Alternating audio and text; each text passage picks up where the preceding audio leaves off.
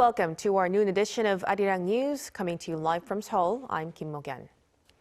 Our top story this afternoon, South Korean President Lee Jae-myung has embarked on his 4-day trip to Southeast Asia. He's in Singapore for the summit for key cooperation on the economy and AI. For more on this, we connect to our Blue House correspondent Yoon Jung-min, traveling with the president. Jung-min, give us the latest. Mo-gyun, we believe the talks are underway here in Singapore as we speak. President Lee Jae-myung was given an official welcome this morning by Singaporean President Tharman Shanmugaratnam. They attended an event where they named an orchid, its patterns representing Korea's Taegukgi national flag. The orchid naming is a unique Singaporean ceremonial event for foreign leaders. President Lee is now meeting, we believe, Prime Minister Lawrence Wong, the Singaporean head of government. They are looking to discuss bilateral cooperation in areas such as trade, investment, and infrastructure, as well as AI and nuclear energy. Here's what the president had to say yesterday. 한국과 싱가포르는 부족한 천연 자원을 인적 자원으로 극복해온 경험을 바탕으로 서로에게 가장 이상적인 파트너가 될 수 있습니다. We are expecting a joint press conference in just a few moments. The leaders are set to announce start of negotiations to upgrade their existing bilateral free trade agreement. Also, 5 MOUs we signed on AI, science and technology, and small modular reactors. The leaders are also expected to strengthen the Korea-Singapore strategic partnership that was announced last November, says Blue House spokesperson Kang Yoo-jung. Well, definitely a lot to look forward to. But as we wait, Jung-min, could you also walk us through the president's schedule for the rest of the day?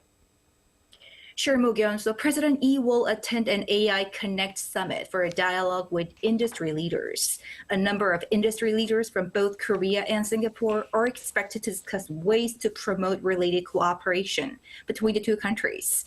Singapore is a key partner for Korea in the ASEAN region, seen as a logistics and financial hub, as well as an AI powerhouse. Later in the evening, the South Korean first couple will be hosted by the Singaporean president for a state dinner. President Lee and First Lady Kim Hae-kyung will close out their state visit here and head to Manila tomorrow. Back to you, Mo-gyun. Thank you. That was our Yoon Jung-min in Singapore. Now, staying in the country, President Lee Jae-myung has met Koreans there and vowed to actively listen to their opinions and support them in any difficulties they are facing. As his trip on Sunday coincided with the 107th anniversary of the March 1st independence movement, President Lee noted the dedication and efforts by the Korean community in Singapore for independence against Japan's colonialism. In particular, he appreciated autonomy and openness of the Korean community in Singapore, taking into account how it has been formed and operated. He added that he has instructed the Foreign Ministry to collect opinions from each and every one of the 7 million Koreans living overseas. And now shifting to the deadly attacks in Iran, U.S. President Donald Trump uploaded a video on Truth Social saying Washington will continue its operations against Iran and avenge the 3 U.S. service members who were killed during the fighting. Our Kim Bo-kyung has the latest. U.S. President Donald Trump has said that combat operations in Iran were continuing in full force and that they would carry on until all of Washington's objectives are achieved. He posted a 6-minute video on Truth Social on Sunday, U.S. local time, where he said, quote, "The largest, most complex, and most overwhelming military offensives, Operation Epic Fury, has been launched for over the past 36 hours. Trump also confirmed Iran's Supreme Leader Ayatollah Ali Khamenei's death and urged the Iranian military to lay down their weapons and citizens to take action. I once again urge the Revolutionary Guard, the Iranian military, police, to lay down your arms and receive full immunity or face certain death. I call upon all Iranian patriots who yearn for freedom to seize this moment, to be brave, be bold, be heroic, and take back your country. Trump expressed his condolences for the 3 U.S. soldiers killed during the operations and added there could likely be more. But America will avenge their deaths and deliver the most punishing blow to the terrorists who have waged war against basically civilization. Trump also said during an interview with The Atlantic magazine on Sunday that Iran's new leadership have agreed to talks, and he agreed to do so too. He also told Fox News that 48 leaders have been killed in the strikes and told CNBC that U.S. military operations in Iran are ahead of schedule. Iran has formed a 3-member interim leadership to handle state duties consisting of a member of constitutional watchdog, the president, and the Supreme Court Chief Justice. According to the Iranian constitution, the interim council will govern the country until the Assembly of Experts chooses a new supreme leader. Kim Bo-kyung, Arirang News. Meanwhile, South Korea's foreign ministry says that no casualties have been reported among Korean nationals in Iran or Israel as of Sunday amid the deadly conflict in the region, noting that around 60 Korean nationals reside in Iran and some 600 in Israel. The ministry vowed to continue providing consular assistance while closely monitoring airspace closures and flight operations. Seoul's defense ministry and the Joint Chiefs of Staff also said that they reviewed the threat levels facing the nation's overseas deployed units, confirming that there are no safety concerns involving deployed troops at this time. With U.S. military strikes on Iran showing no signs of easing, oil prices have surged while U.S. shares have dropped. Brent crude briefly was traded above $80 a barrel in the first minutes of open trading, while the U.S. benchmark West Texas Intermediate climbed over $70. This as confrontation could disrupt supplies, especially from traffic through the Strait of Hormuz that accounts for around 20% of world's oil shipments. The U.S. stock index futures dropped by around 1%. Investors, in contrast, are flocking to safe haven assets, making gold and silver futures rally and the U.S. dollar gain strength.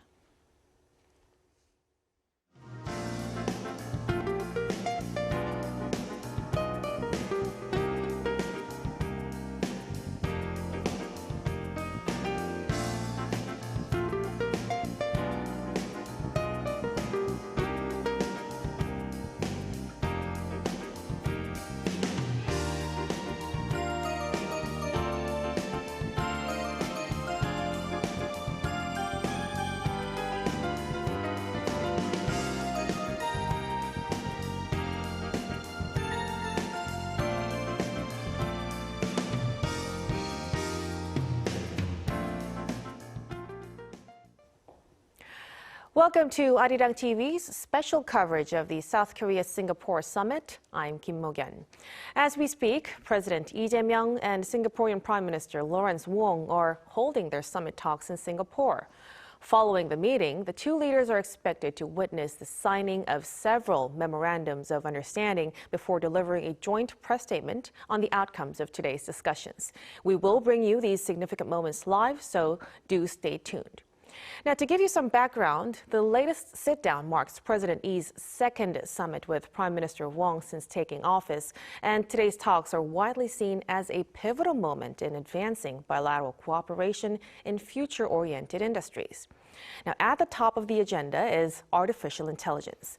Both governments are looking to expand collaboration in AI, digital innovation, and sciences and technology. Around 5 MOUs are expected to be signed, covering AI cooperation, small modular reactors, and broader next-generation sectors.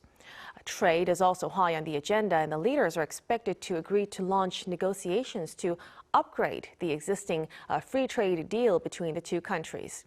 If confirmed, that would signal a clear intention to modernize trade frameworks in line with emerging technologies and evolving supply chains. Now, artificial intelligence is also expected to be one of the defining themes of this latest visit. Singapore ranked first in the IMF's 2024 AI Preparedness Index, underscoring its leadership in digital infrastructure and policy readiness. And by deepening cooperation with one of Asia's leading AI hubs, South Korea aims to strengthen its own technological competitiveness and expand collaboration between industry and research institutions. And beyond the policy agenda, Right. This visit also carries important ceremonial weight, of course. Now, to help me break down what we're watching to unfold there in Singapore, we are joined in the studio by Mason Rishi, Professor of International Politics at Hankuk University of Foreign Studies. Professor, thank you so much for joining us today. Great. Nice to be here. Thank you. So, I want to talk with the bigger picture first. President Lee, he has now launched his ASEAN diplomacy in earnest. How significant do you think his visit to Singapore in terms of a broader foreign policy strategy? So obviously, Lee Jae-myung, like his predecessors Yoon Suk-yeol and also Moon Jae-in, wants to diversify partners, especially economically.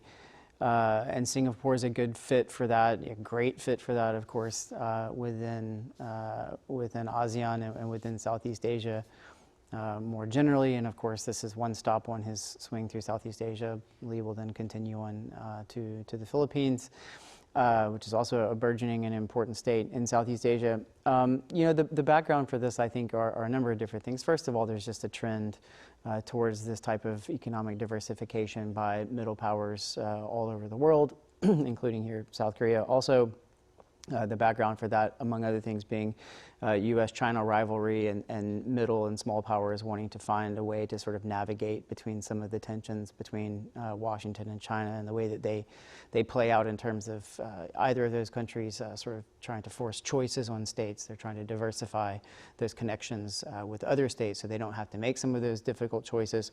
Obviously, we have, as you just mentioned in the news program, the Iran war, which of course is destabilizing regionally, notably of course in a place that produces a lot of petroleum, which is important for a petroleum poor country such as South Korea. So again, the sort of larger instability globally in terms of peace and security, whether it be Iran or the war in Ukraine. And we've seen all kinds of middle powers, including South Korea, as I mentioned, over the last decade at least, engage in this type of effort to diversify their economic relations. South Korea is doing it with Canada. We just saw last week with the summit here with Brazil, another middle power, Japan, and so now it's sort of Southeast Asia's turn, I guess, within Lee's larger diplomatic outlook.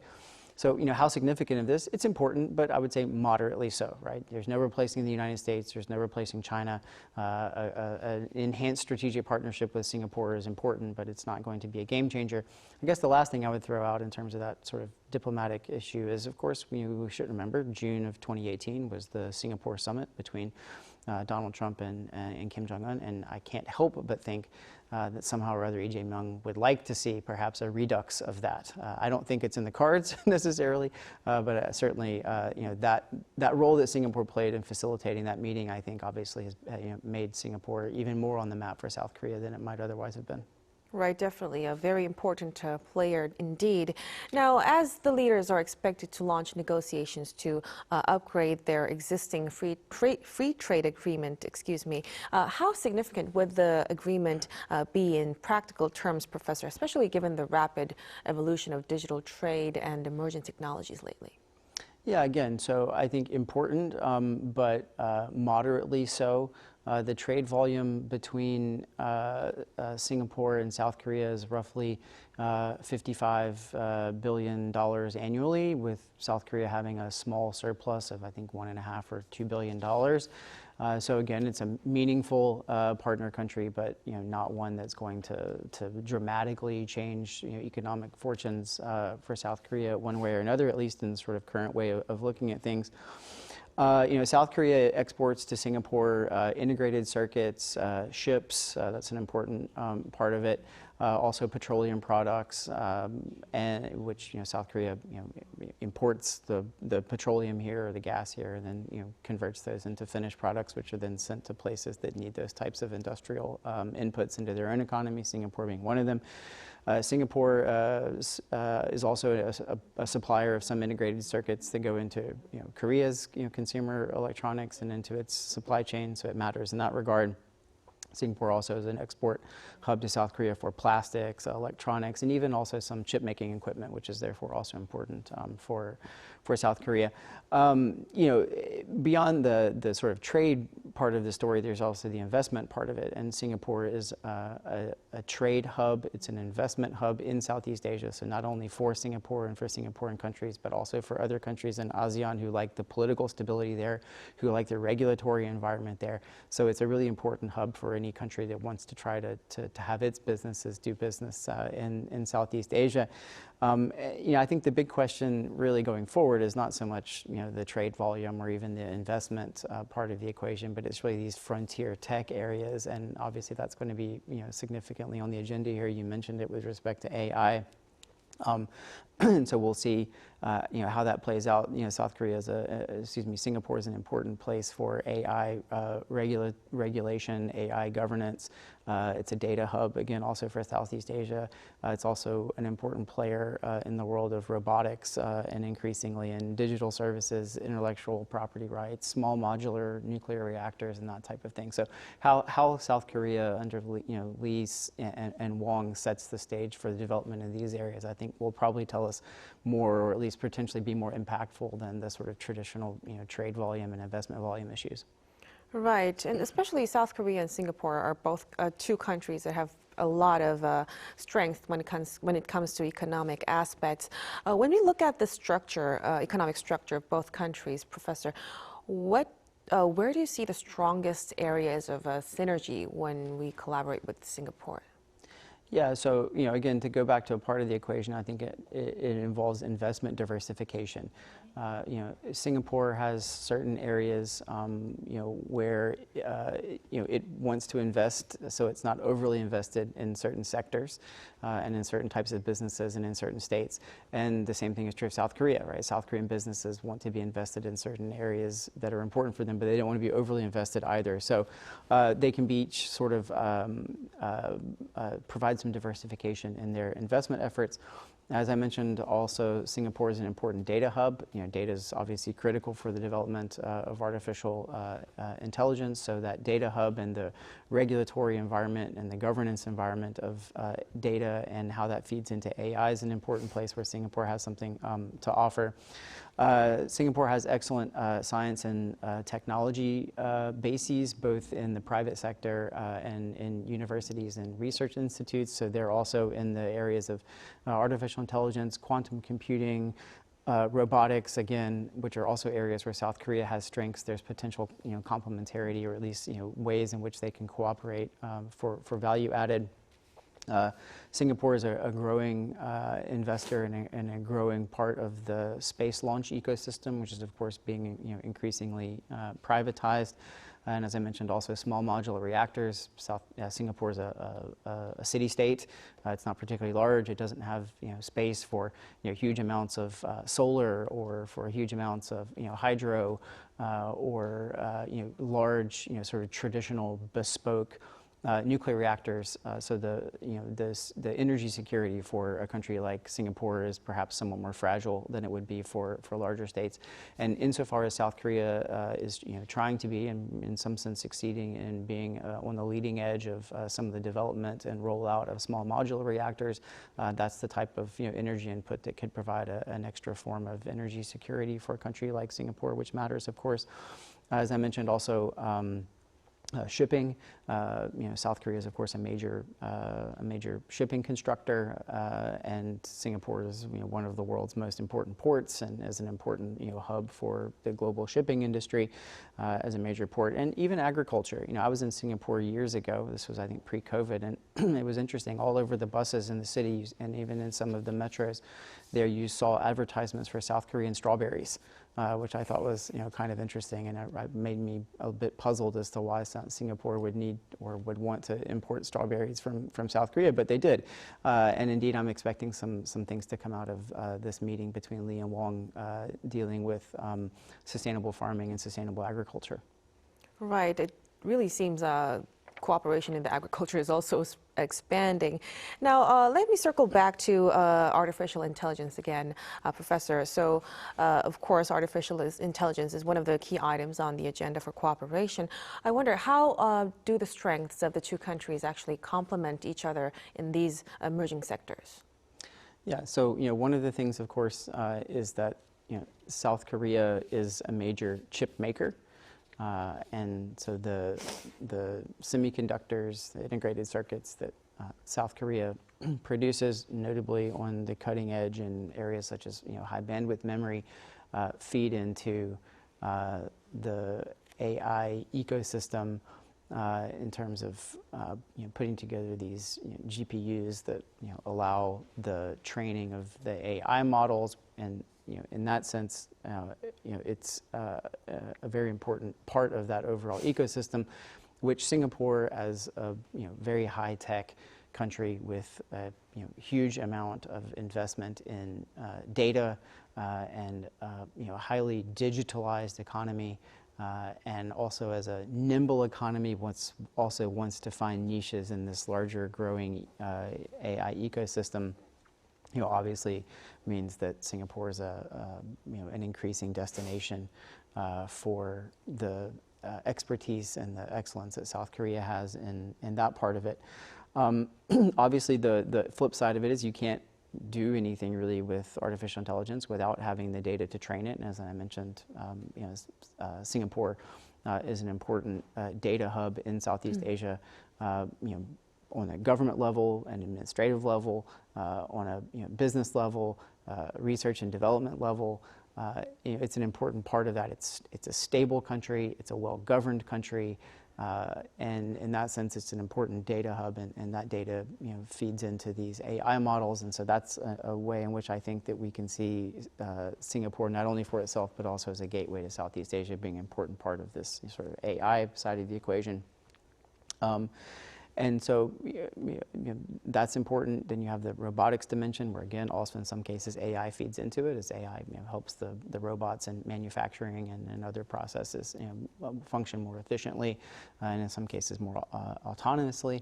And then, as I mentioned, also another sort of frontier tech are these small modular reactors, where South Korea is on the leading edge of trying to develop those and roll those out commercially, and Singapore would be almost certainly a country that would want to have uptake of these types of small modular reactors for its own economic security and energy security. So we're seeing AI really take a large portion of this latest visit, and we're also expected to see President Lee taking part in the AI Connect Summit himself, reinforcing what some are calling his AI diplomacy. For starters, Professor, could you explain for us what is this term actually about AI diplomacy?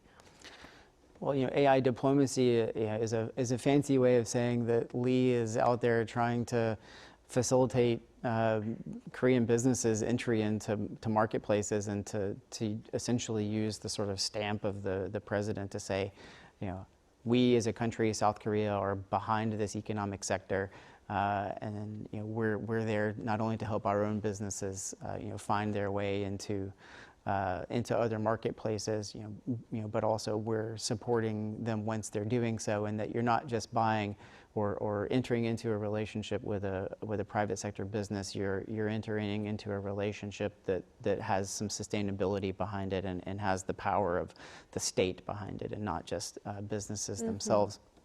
And so this AI Connect Summit, that's a business-to-business forum where businesses try to facilitate through meeting each other where it is that they can provide value added to each other. And so, in this sense, that's sort of classic middle power president role, is to go to these types of summits and wave the flag and talk about how important this particular sector of the economy is for it, which in this case is also true, and in some sense sort of ease the mind of potential investors in these countries, or ease the minds of potential companies that would enter into partnership with Korean businesses, notably of course in smaller sectors like small and medium-sized enterprises, which may not have the name recognition of Samsung or an SK or these other larger companies. and so that it sort of facilitates how some of these small and medium-sized enterprises, notably, can enter into marketplaces where they might otherwise having a bit of a harder time getting access. Right, so it's like a show of interest and willingness in the national level in the area. Then, Professor, in your view, what kind of strategic message does President Lee's personally taking part in this AI Connect Summit actually send, both economically and diplomatically? Yeah, I mean, anytime the president gets involved with anything, it means that it matters. Whether or not this is truly strategically important for South Korea, this particular AI Connect meeting, I have some doubts. He's serving as a facilitator. My guess is, no offense to Lee Jae-myung, but the president of South Korea, a country of which I'm not a citizen, but my guess is his knowledge of AI is probably limited.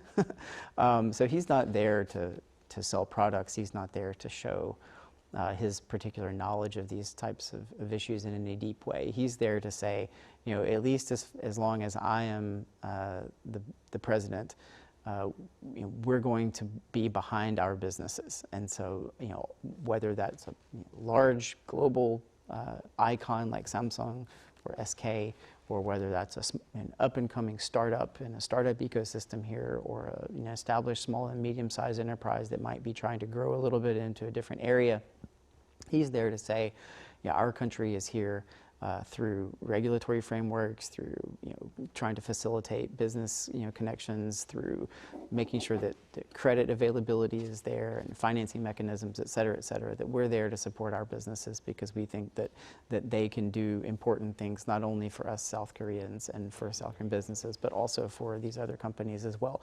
A president's most important asset is his time or her time.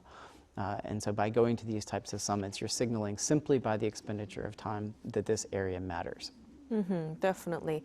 For those of you who are just joining us, we are having a live special coverage of President Lee Jae-myung's and the Singaporean Prime Minister Lawrence Wong's summit, and we are going to look forward to a MOU signing ceremony which will be aired soon, which will be followed by a joint press briefing. We are still awaiting the footage, and before that, we are having a discussion with Professor Mason Rishi from the Hankuk University of Foreign Studies. Professor, let's continue our discussion. So beyond the bilateral dimension, Singapore is seen widely as a financial and strategic hub in Southeast Asia, like you've mentioned a while ago. So in that sense, do you think the summit today could serve as a gateway for South Korea to broaden its engagement with the wider ASEAN region? Yeah, I mean, certainly that's what Lee's counting on. The relationship between Singapore and South Korea is already a good one. They're going to try to, or not try, they're going to build on the partnership that they have and sort of take that partnership to a more strategic level. At least that's the outline of things. They're going to start renegotiating the free trade agreement to sort of update it and modernize it for the digital world that we find ourselves in. And of course, the idea is that Singapore is in some sense the place to start in Southeast Asia because much of what happens in the rest of Southeast Asia, especially in the economic sphere, sort of flows downhill from the best practices of Singapore, whether that be in a country like Indonesia or Malaysia or Thailand or Vietnam or the Philippines, where Lee's going to be going next. The way in which Singapore sort of sets standards that other ASEAN states, viewed from an external perspective, one would hope, manage to get close to, matters a lot. So sort of getting things right with Singapore is important because it sort of allows the downhill flow into relationships with other states to have a certain standard by which you can kind of aim at. That's one of the important sort of norm setting and standard setting functions that Singapore has. So I think that's a part of the equation. Singapore, it also has a historical role that I think is quite interesting globally. It has a certain amount of autonomy from lots of other powerful states. It's in a surprisingly complex region where you've obviously had a mixture of colonial and aggressive forces historically, whether that be China or whether that be Japan or whether that be the British. Historically, it's been an area that's been contested, and Singapore has, sort of managed to navigate that. And even today, right, being stuck in some sense in between China on the one hand as an important partner and neighbor, as well as the U.S., also India, frankly, and being surrounded by larger, more populous states, Thailand, Malaysia, Vietnam, Indonesia. Singapore has managed to navigate a pretty difficult environment. In that sense, I think, holds some interesting lessons for other medium and small powers that are trying to do the same thing in a very complex environment currently. Right, you've mentioned Singapore. It's in a complex region, and its geographic location.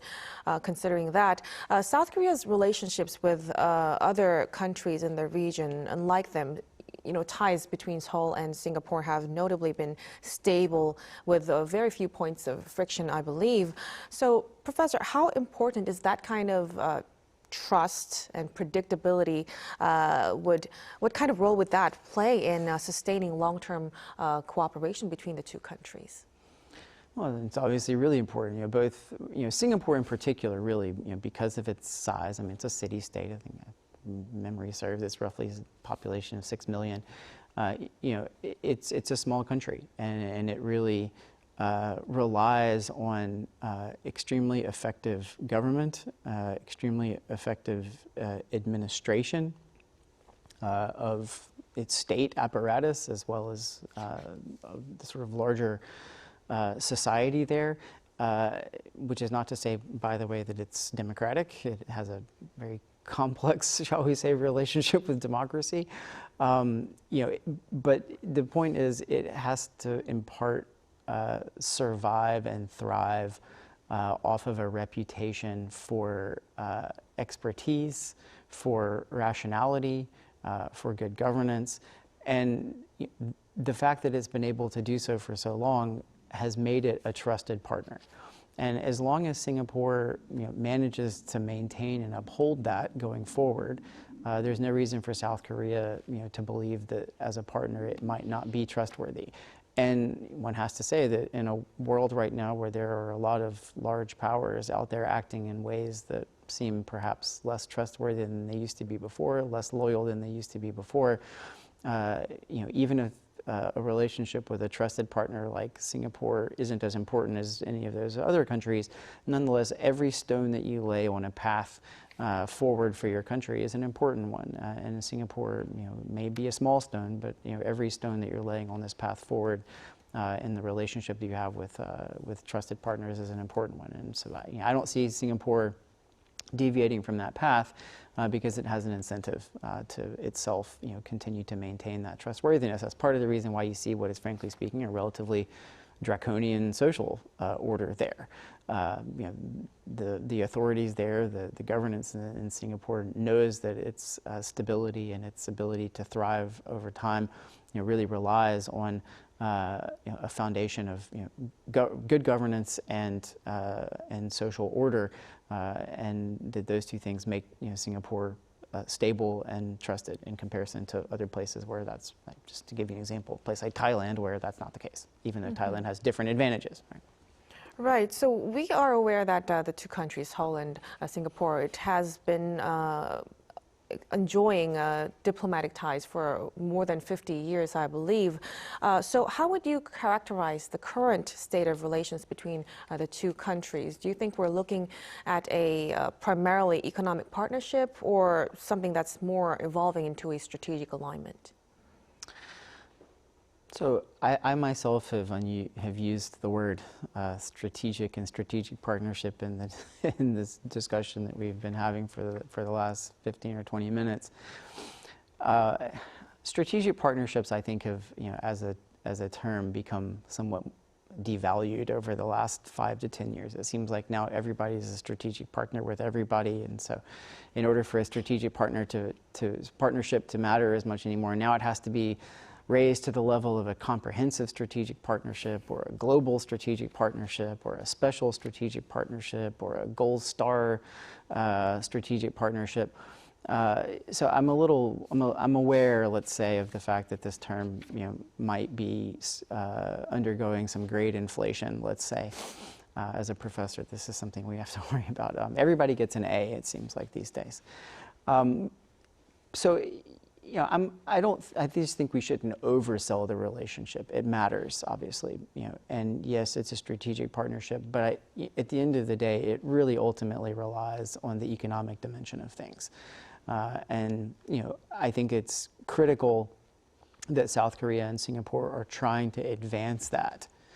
Notably in the face of a very complicated set of economic headwinds, whether that be China's predatory economic behavior or the United States' tariffs and predatory economic behavior. It's important, as I mentioned at the top of this program, to have small and medium powers working together either bilaterally or in these mini-lateral groupings with 3, 4, 5, 6 other partners, to try to advance their interests in ways that navigate the complexities of, notably of U.S.-China rivalry and the larger multilateral and multipolar instability that we see globally speaking. But at the end of the day, what really matters between South Korea and Singapore is this economic relationship, this economic partnership, and then whether or not the strategic dimension of that builds on top of that economic partnership, I think is an open question. And as I said, I think there's sort of two things where you can kind of look both forward and look backwards and see something perhaps more important than your average strategic partnership between two small or medium-sized powers. Is looking back, of course, the 2018 Singapore summit, where Singapore, precisely because of the sort of relationship that it has in between the U.S. and China and other countries, it played a sort of interesting neutral arbiter as a place where Trump and Kim Jong-un could meet in 2018 and have their summit. So that clearly was a very important part of the story of North Korea-South Korea relations. Under the presidency of Moon Jae-in, and clearly, Lee Jae-myung would be interested in some type of redux of that. I don't necessarily think it's going to happen, but I think that clearly that's something that they would want to talk about. And then secondly, all of these frontier technological changes that are taking place. And we have a lot of instability in the global economy right now for a lot of different reasons that I've gone over, but also simply the technological changes mean that the old way of doing business and the old trading relationships that we have are not perhaps obsolete, but they're being enriched or superseded or relativized and transformed through the changes that are happening in artificial intelligence, quantum computing, robotics, space, and these other areas. So the economic partnership between South Korea and Singapore, which is there, as much as anything else in the sort of traditional trade area, it needs to grow. And if it does grow, then indeed that relationship might break beyond the bonds of the sort of traditional economic partnership and become strategically significant as well. Mm-hmm. So we've touched upon the importance of economic partnership between the two countries, but we are living in a world of uncertainties lately, and considering this current evolving situation, what do you think is the most necessary factor that would help South Korea and Singapore continue its close cooperation and diplomatic ties moving forward? I mean, as with all of these things, as with all of these relationships that states have between each other, there's the phase where the ideas get uptake from each of their leaderships, and that's usually, again, in these types of small and medium-sized country relationships, in some form or another economic, which means that almost certainly the relationship is passing through the filter of business and what enterprises want. And so there's a part where a part of the relationship as it grows or it transforms, where the ideas are taken up into each government and they say, okay, here are some priority areas where we can cooperate, here are some priority areas where we can do things together. And then you have these meetings where in advance the agenda's been set, the memoranda of understanding have been drafted. You have the signature event and the signing ceremonies. And everyone toasts the glass of champagne or wine or soju or whatever, and everyone smiles and it looks great. Well, then after that you have the implementation process, and I think really that's where ultimately the rubber hits the road, to use the American idiom. what's important is, of course, thinking out the relationship and setting the larger parameters and the structural constraints and the structural opportunities by which that happens. That matters, but of course what happens really afterward is important, and that's that implementation, whether it be through the state, in the case now South Korea and Singapore pushing forward, or whether it be through businesses meeting their obligations and really going forward on the investments and on the trade relationships and the business partnerships that they set out, and that we find concretized in these memoranda of understanding. Now, another thing that I missed out to mention a while ago is that the latest visit, it included an official an official traditional ceremony where it's called an orchid naming ceremony, a unique diplomatic custom in which newly cultivated orchid hybrids are named in the honor of distinguished guests. And of course, orchids are Singapore's national flower. The ceremony itself symbolizes friendship and partnership. Professor, how should we understand the role of these kinds of ceremonial gestures in the broader context of state visits? They're a very normal part of it. Doing these types of public diplomacy gestures are a good, very cheap, soft power way to get a little bit of goodwill from your partners. It's a sort of cherry on the cake. By themselves, these things don't mean that much, but the symbolism of it matters, and we've seen 100 or 1,000 different instances of this within the last 10 or 15 years among leaders. We saw South Korea give President Trump a gold crown. We saw the Swiss give Donald Trump a gold bar. I guess gold matters in a lot of cases. We saw Yoon Suk-yeol, sing American Pie when he was at the White House, and that just made the Americans swoon and fall in love with him, at least for a little while. So these types of gestures are relatively cost-free, and they're great for reporting. Both the Singaporean, Prime Minister's office. And the South Korean presidential office, will obviously get to send out these great press releases that talk about the friendship, and all of these things are kind of cost-free, and they're a nice cherry on the cake. And in this case, the fact that it's the national flower and it symbolizes friendship, that dovetails well together. It's also not martial, right? It's not like when the U.S. president goes to Great Britain and troops the colors, which is a very sort of martial kind of thing, where the U.S. president participates in this inspection of troops and that sort of thing. So there's a sort of sense of kind of Shangri-La about the whole story. The thing that ran through my mind when I saw that he was going to, Lee Jae-myung was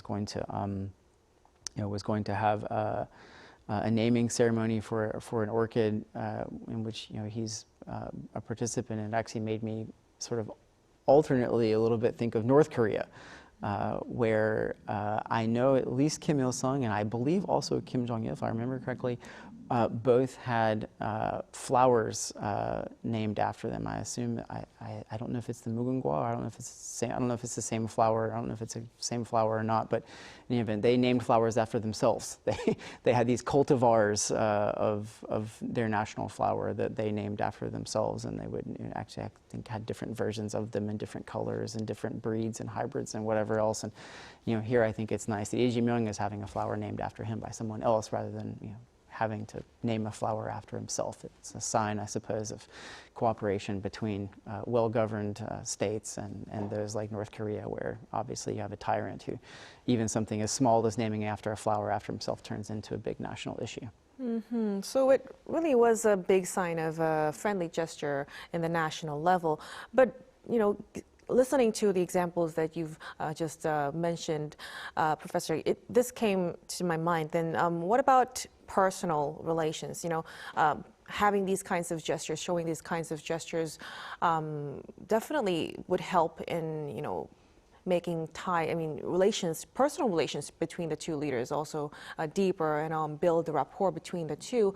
Do you think that kind of deeper personal rapport would help in diplomacy, in engaging in diplomacy moving forward? Obviously the personal is the political. Leader-to-leader relationships matter. South Korea has a long history of learning that in various contexts, right? So, if you think back, for instance, to the relationship between Nam Hyun and George Bush, it was famously not particularly good. We know that the Moon Jae-in-Donald Trump relationship was complicated. On the other hand, we know that Yoon Suk-yeol and Joe Biden got along very well, right? I talked just earlier about the famous moment where Yoon Suk-yeol sang American Pie and made himself beloved of the political class in Washington, D.C. So the personal is the political, and it really does help move things forward. As I said, one of the things that happens when a president puts his imprimatur on some type of project or a relationship is to say, I'm willing to invest time in this. And of course, also, you're saying, I'm willing to approve of this relationship. And this sort of gives an extra gust of wind to the wings of whatever business relationship or defense relationship or cultural relationship it is that's at stake in between two countries. It really says to some degree you're willing to go out on a limb a little bit in terms of your trust in another leader, which is of course in very high demand and does not have much supply, right? Leaders tend not to trust each other at first sight. They tend to think that leaders of other states are competitive, that leaders of other states are generally trying to advance their interests. So, Professor, excuse me, let me just get in. We are going to turn over to the live coverage of President Lee Jae-myung and the Singaporean Prime Minister Lawrence Wong's signing ceremony of the Memorandums of Understanding. We are looking at a live coverage from Singapore. Currently, they are getting ready. They're having their preparations to sign a couple of memorandums of understanding that are expected. Professor, we believe it's in various areas, right, in terms of AI and small modular reactors and digital cooperation we're expecting. What are you most looking forward to?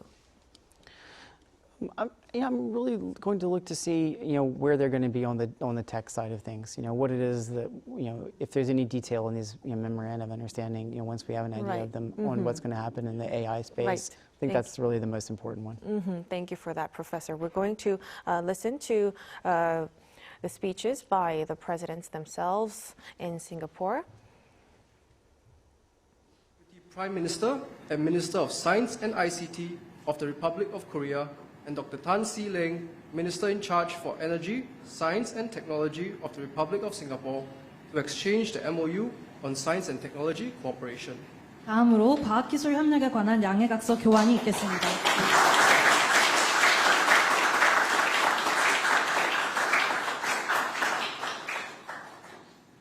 Thank you, Excellencies. 감사합니다. May I now invite Mr. Park Yoon-gyu, President of the National IT Industry Promotion Agency of the Republic of Korea, and Mr. Chan San, Chief Executive of the Home Team Science and Technology Agency of the Republic of Singapore, to exchange the MOU on cooperation in artificial intelligence and enabling digital technologies for public safety. 다음으로 공공안전 분야 인공지능 및 디지털 기술 협력에 관한 양해각서 교환이 있겠습니다. Please exchange the documents. 문건을 교환해 주십시오.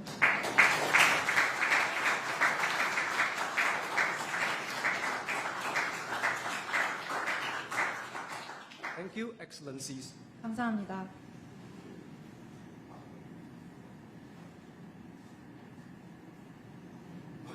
May I invite Mr. Kim Yong-sun, Minister of Intellectual Property of the Republic of Korea, and Mr. Nicky Tan, Chairman of Intellectual Property Office of Singapore, to exchange the MOU and enhance cooperation in the field of intellectual property. 다음으로 지식재산 강화 협력 양해각서 교환이 있겠습니다. Please exchange the documents. 문건을 교환해 주십시오.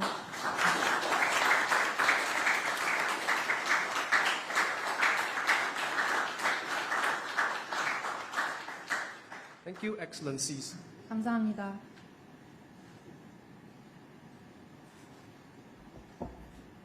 May I now invite His Excellency Hong Jin-wook, Ambassador of the Republic of Korea to Singapore, and Mr. Wong Kang-jet, Chief Executive Officer of the National Environment Agency of the Republic of Singapore, to exchange the extension of the MOU on space and geospatial information for environment and pollution issues. 다음으로 환경 위성 공동 활용을 위한 양해각서 교환이 있겠습니다.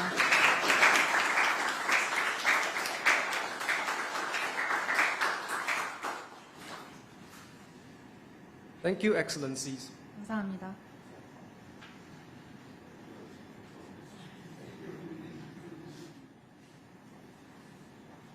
May I invite Mr. Jun Dae-wook, Acting President and Chief Executive Officer of the Korea Hydro and Nuclear Power, and Mr. Phua Kok Keong, Chief Executive of the Energy Market Authority of Singapore, to exchange the MOU on civil nuclear energy cooperation. 다음으로 SMR 협력에 관한 양해각서 교환이 있겠습니다. Please exchange the documents. 문건을 교환해 주십시오.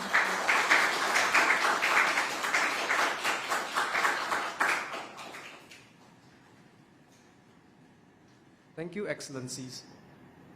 감사합니다.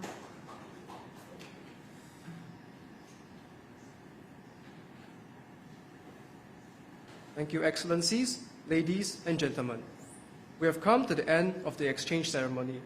We will now commence the joint press conference. You may wish to put on the headphones located on your seat for the English and Korean interpretation. 대회 귀빈 여러분, 이상으로 양해각서 교환식을 마치며 이제 공동 언론 발표를 시작하도록 하겠습니다. 한영 동시통역 청취를 희망하시는 분들께서는 좌석 위에 놓여 있는 헤드폰을 착용해 주시기 바랍니다. May I now invite Prime Minister to deliver his remarks, please. Your Excellency President Lee Jae-myung, Excellencies, ladies and gentlemen, a very warm welcome to President Lee and his delegation. President Lee, you were a gracious host when I visited South Korea in November last year, and I'm pleased to be able to return your warm hospitality so soon after on your first visit to Singapore as President. Last year, Singapore and South Korea celebrated 50 years of diplomatic ties, and we elevated our ties to a strategic partnership. In just 4 months, we have made considerable progress in implementing this strategic partnership. We had just an exchange of quite a number of MOUs earlier, and President Lee and I also reviewed the strong momentum in our meeting just now. Let me share some highlights. First, we are strengthening our trade and economic ties.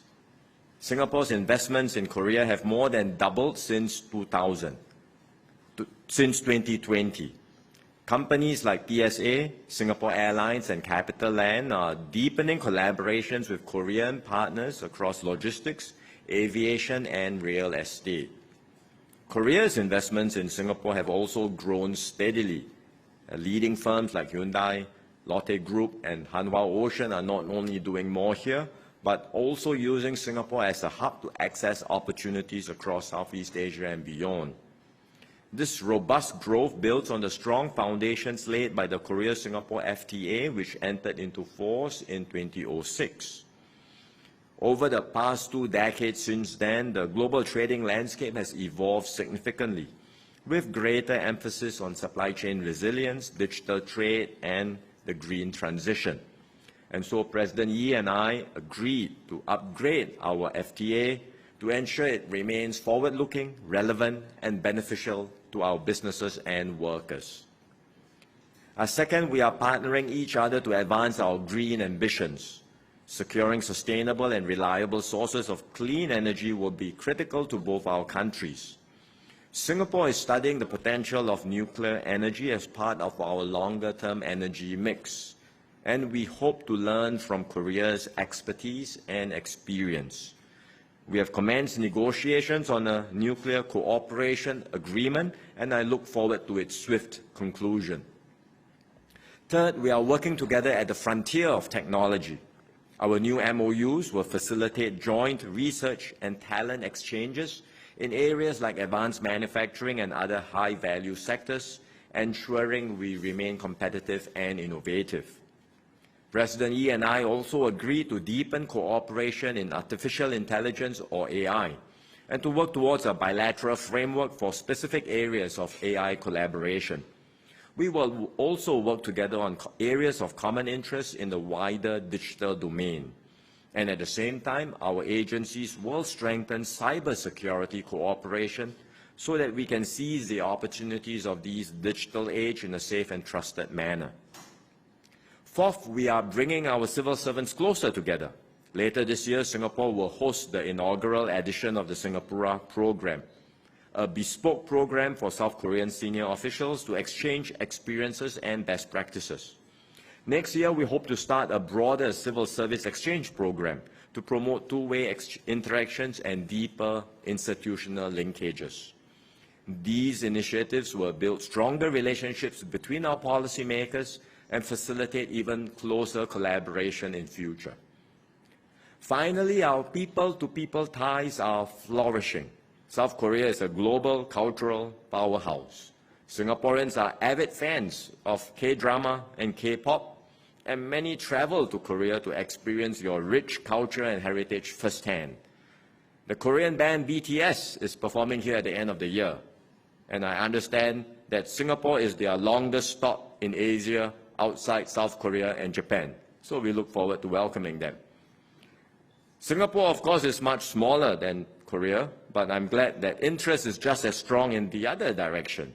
We welcome the many Korean visitors who come each year to Singapore, as well as the vibrant Korean community that lives, works, and studies here. They add to the richness and diversity of our society and strengthen the bonds between our people. Beyond bilateral ties, we are also working closely together to advance our shared interests in open trade, multilateralism, and digital connectivity, both regionally and through plurilateral frameworks like the Regional Comprehensive Economic Partnership, or RCEP, and the Digital Economy Partnership Agreement, or DIPA. Singapore also looks forward to commencing negotiations to upgrade the ASEAN-Korea Free Trade Area. And as coordinator for ASEAN-Korea economic relations, we are committed to working with all parties to deliver a meaningful and substantial outcome. In an increasingly complex and dangerous world, trusted and like-minded partners matter more than ever. I am glad that Singapore can count the Republic of Korea as a valued and reliable partner. So, President Yi, I look forward to working closely with you to bring our strategic partnership to even greater heights in the years ahead. Thank you.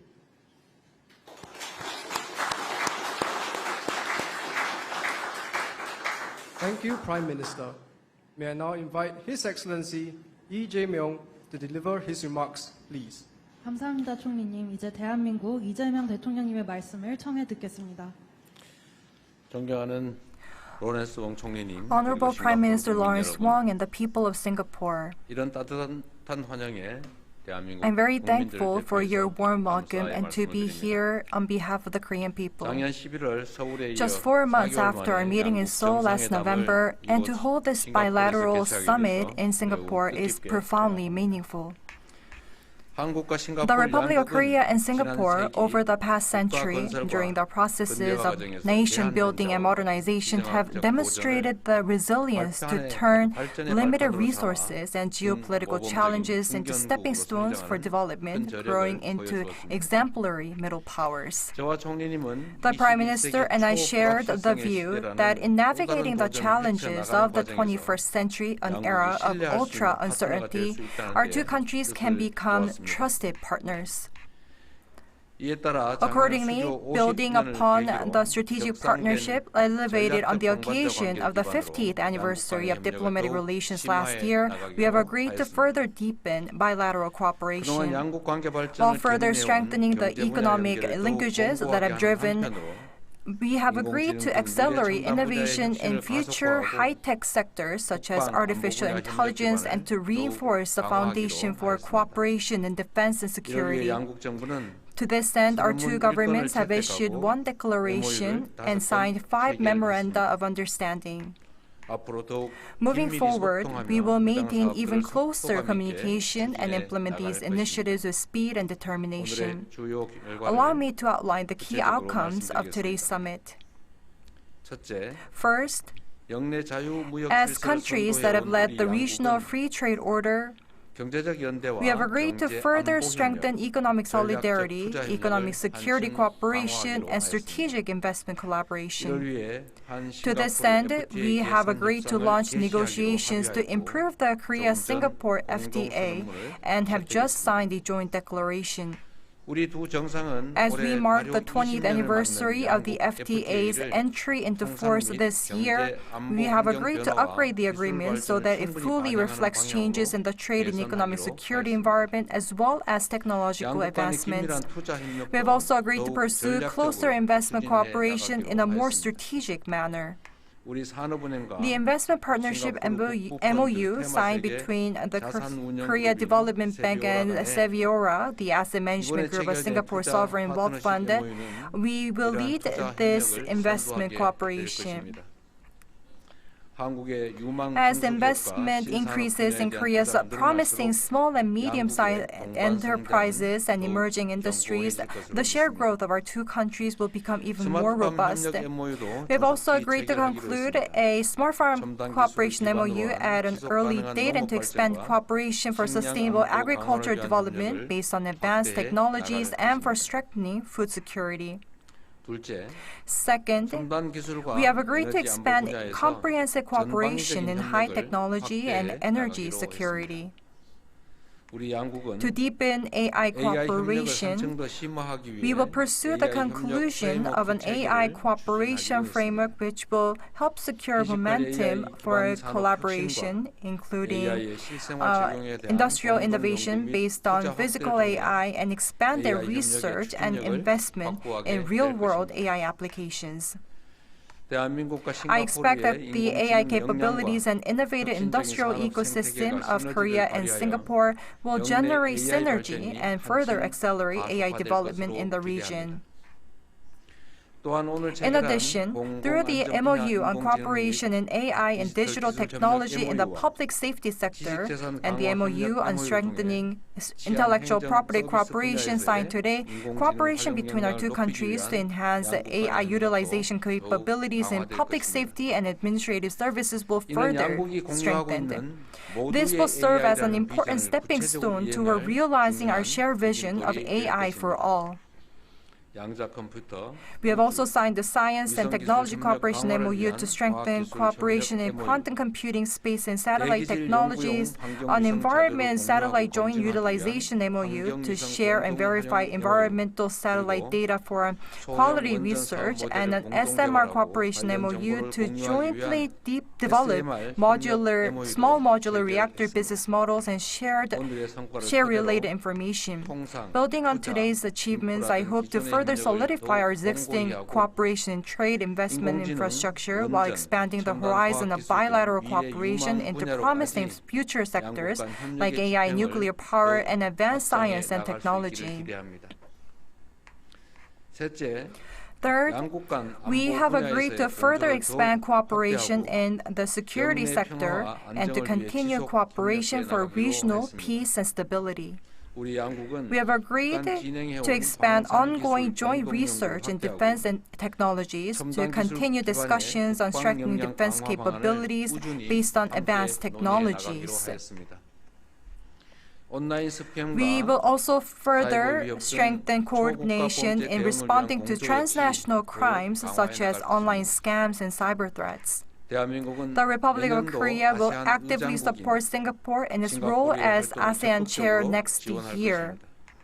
In addition, we will work with Singapore to further elaborate and fully implement the CSP vision proclaimed last year's Korea-ASEAN Summit to serve as a contributor that fulfills dreams and hopes, a springboard for growth and innovation, and a partner for space and stability. Singapore is a meaningful venue where the historic North Korea-US Summit was held in 2018. I express my deep appreciation to the Prime Minister for his strong support for our government's efforts toward peace and stability on the Korean Peninsula and the resumption of Korean dialogue. 8 years ago, Singapore demonstrated outstanding diplomatic leadership through dialogue and communication in the pursuit of peace. I trust that Singapore will continue to play a constructive role for peace on the Korean Peninsula and in the region. During today's summit, the Prime Minister and I also discussed the recent situation in the Middle East. We assessed its impact on global security, energy supply chains, and the global economy. And we also share the view that stability and peace in the Middle East should be restored. Moreover, I'm confident that this visit will further strengthen the friendship and trust between our two countries and also deepen our strategic partnership. Once again, I extend my sincere gratitude to the government and people of Singapore for the warm hospitality extended to me and our delegation. Thank you.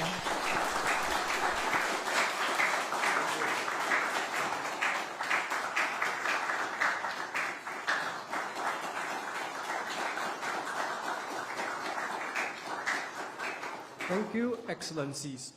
Ladies and Now that marked the end of our live coverage of the President's joint briefing with the Singaporean Prime Minister Lawrence Wong, and it ended with one joint declaration and 5 MOUs, I believe. Professor Rishi, how would you assess the results of the overall outcome? Pretty much what we expected, which isn't a bad thing. When you have these summits, they're scripted in advance. The MOUs are already written. Everything's more or less supposed to go as the script decides, which I think was clearly the case here.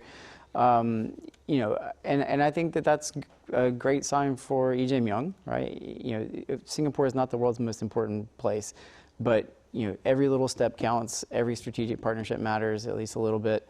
And here I think he can say, okay, he books a win, right? He got a lot of technical things done, which I think were important, and he's sort of showing that he's a competent diplomat. On the sort of specifics, this AI on public safety and law enforcement, I'm actually not quite sure what that means. I'll be interested to see what that looks like going forward.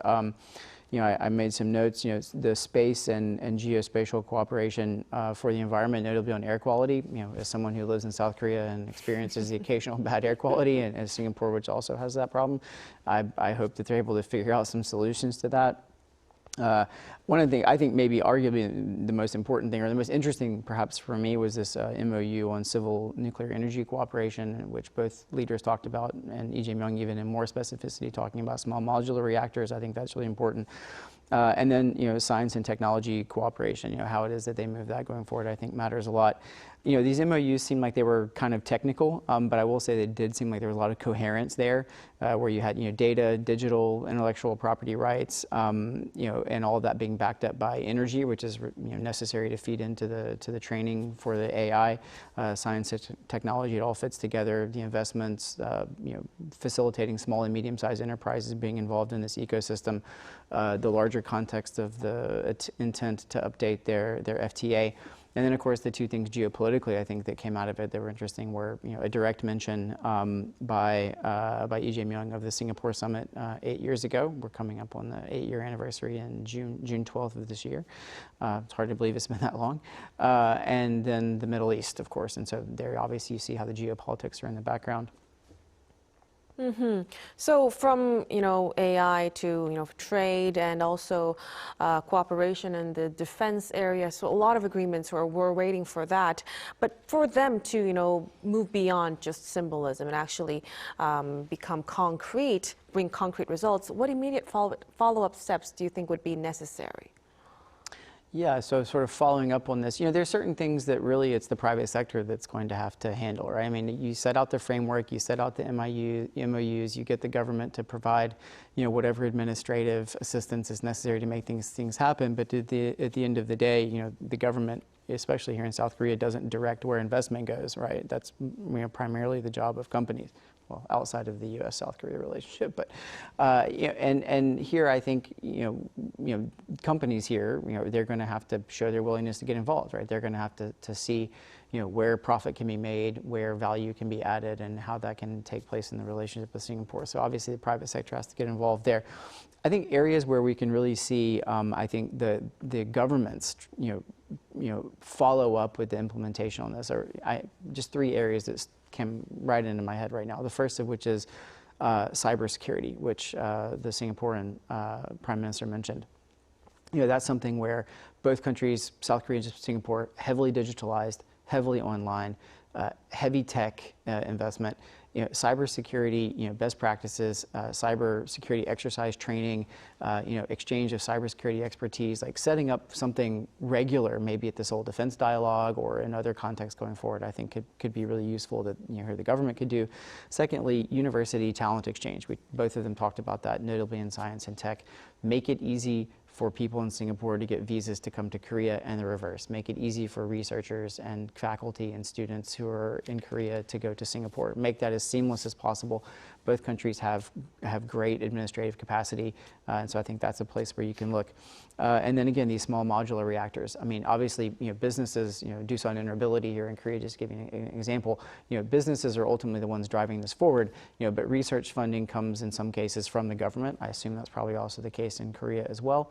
And of course, ultimately, because you're dealing with something as sensitive as nuclear technology, a lot of government regulatory hurdles have to be taken out of the way in order for the cooperation to take place, especially if you're talking about nuclear cooperation across borders. So I think that's an area where I'd like to see the Korean and Singaporean governments move rapidly to implement what they put together here, at least in principle. Right, so some structural and systematic changes would be necessary moving forward. Professor Rishi, thank you so much for your insights and for your time tonight. We really appreciate it. Yeah, happy to be here. And that'll be all from us from today's special edition of Arirang News. Thank you so much for watching, and do stay tuned for more updates coming up at 4 p.m. Korea time.